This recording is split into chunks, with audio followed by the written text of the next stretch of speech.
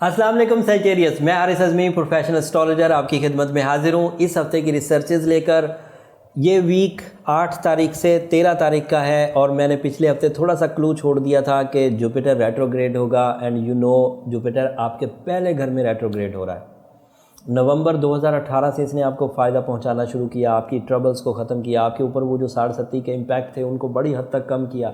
Jupiter के first house में होने की वजह से आपकी कामयाबियां मैग्नीफाई हुई, आपके अंदर एतमाद बढ़ा, natural abilities developments I. But इतने अरसे पॉजिटिविटी देने के बाद अब एक फिनोमिना है एस्ट्रोलॉजी में, इसे रेट्रोग्रेशन फिनोमिना कहते हैं। ये 3 फेजेस होते हैं। जुपिटर पहले हमें स्टिल महसूस होगा, फिर रेट्रो चलेगा, पीछे को जाएगा, फिर स्टिल होगा एंड फिर डायरेक्ट हो जाएगा। ये सारा प्रोसेस 4 महीने में पूरा होगा।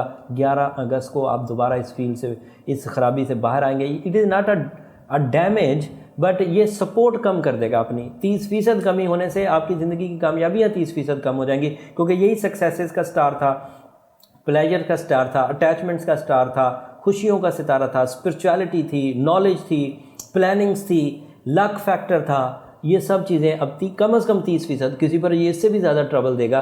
सो वो तो बहरहाल हर बंदे को अपना अलग जायचा बनाकर ही चेक करना चाहिए, ताकि उसे अंदाज़ा हो सके कि उसकी ज़िंदगी में जुपिटर की रेट्रोग्रेशन किन एरियाज़ में और उनकी शिद्दत कितनी है। वो बहरहाल नीचे नंबर चल रहे होते हैं, उस पर आप बात कर लीजिएगा। लेकिन लॉस पूरे सोलर सिस्टम में सबसे ज़्यादा आपको इसलिए होगा कि आपके असेंडेंट पर जुपिटर रेट्रोग्रेड होने जा रहा है।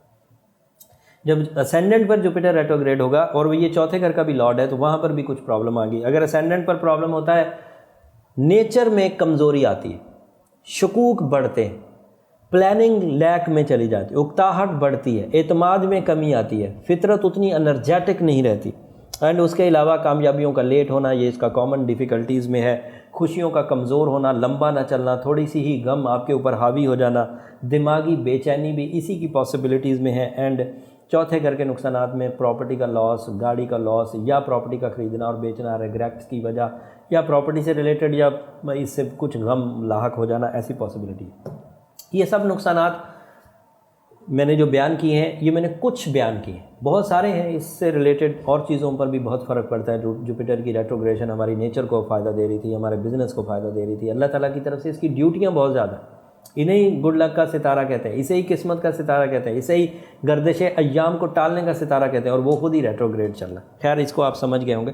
दीगर सितारों में मार्स इस वक्त आपके यहाँ 7th हाउस में है, दैट इज़ पॉजिटिव। मार्स 7वें घर में मियाँ बीवी के हिजरत का, सफ़र का, ज़ियारात का वजह बनता है, तो वो आपके लिए फैसिलिटी मौजूद है। मरकरी भी आपके चौथे ही घर में रेट्रो चला था।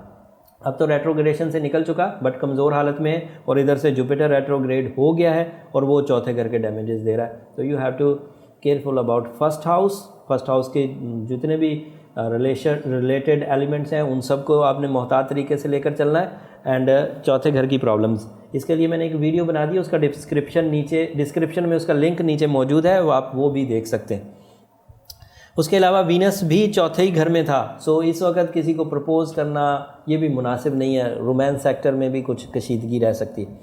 अब इन बातों को थोड़ा सम अप करते हैं, क्योंकि अब लक फैक्टर मुयस्सर नहीं है, तो अब आपको सारी कामयाबियाँ, चाहे वो तालीमी मैदान की हों, चाहे वो घरेलू किस्म की हों, चाहे वो बिज़नेस की तरह की हों, चाहे वो इज़्ज़त की तरह की हों, चाहे वो शोहरत की तरह की हों, चाहे वो ट्रैवलिंग की तरह की हों, उनमें ज़ाती सलाहियतों को इस्तेमाल करते हुए आगे बढ़ना है। फ़िलहाल आपको अननोन फैक्टर से, लक फैक्टर से कोई बड़ी सपोर्ट मुयस्सर नहीं चाहिए जाए कि बीइंग अ मुस्लिम, शौबान का महीना शुरू होने वाला है, शुरू हो गया है मतलब 8 तारीख से, एंड रमज़ान का महीना शुरू होने वाला है। ये अदरवाइज़ जो ब्लेसिंग्स चांद की हमें मिलेंगी वो बहरहाल मुयस्सर रहेंगी, और अल्लाह ताला की तरफ से अगले 60 दिन काफ़ी इंपॉर्टेंट है। लेकिन जो जुपिटर की रेट्रोग्रेशन है, ये 40 दिन चलेगी, ये भी अल्लाह के निज़ाम के तहत ही 4 महीने चलेगी, तो ये भी अल्लाह ताला के निज़ाम के तहत है, तो इसमें भी आपको ध्यान रखना है। अब मैं रेमेडीज़ के बारे में जिक्र कर दूँ। एज अ सैजिटेरियस, बिलू सफ़ायर आपको पहनना है। सूरह शम्स दिन में फजर के बाद या ज़ोहर के बाद किसी वक्त पढ़ लेनी है।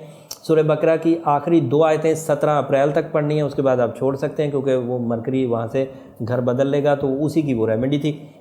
एंड साथ में अब आपको जुपिटर की रेट्रोग्रेशन को रिकवर करने के लिए उसी नीलम पर रोज़ की बुनियाद पर 13 दफ़ा सूरह यासीन की सेकंड लास्ट आयत तिलावत करना होगी। वो आपके लिए बड़ी मुफीद साबित होगी, उससे आपके काफ़ी बड़े एडवांटेजेस मिल जाएंगे। ओवरऑल सब लोग इसी तरीके से इससे बच सकते हैं। बट अगर किसी को इसके अलावा कुछ इश्यूज़ हैं, उसके अलावा वो कुछ डैमेजेस महसूस कर रहे हैं, तो फिर उनको अपना ज़ाती जायचा बना लेना चाहिए। अगले हफ्ते तक के लिए इजाज़त दीजिए। अल्लाह ने